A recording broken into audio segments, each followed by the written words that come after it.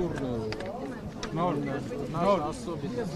особенность нашего народа в том, что мы всегда были около своей церкви, не имея государственности.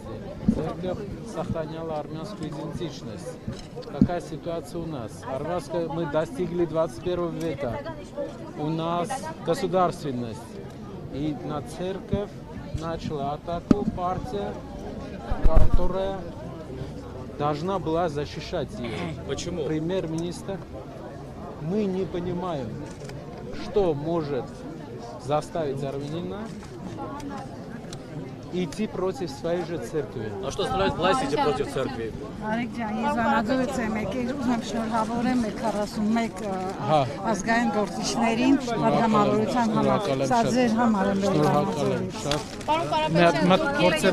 Ինչ եք գնաց հակամարտության։ Շնորհակալ եմ շատ։ Արդյոք Փաշինյանի իշխանությանը կհաջողվի հեռացնել ակտիվացիան։ Ինչ որ ամեն կողմ չեն փոխանցել, ո՞նց եք տեսնում։ Հեռացնելը հայ ժողովուրդն է ընտրում հայոց հայրապետին եւ հեռացնելը չկա այդպիսի ընթացակարգ հեռացնելու։ Սաղվակի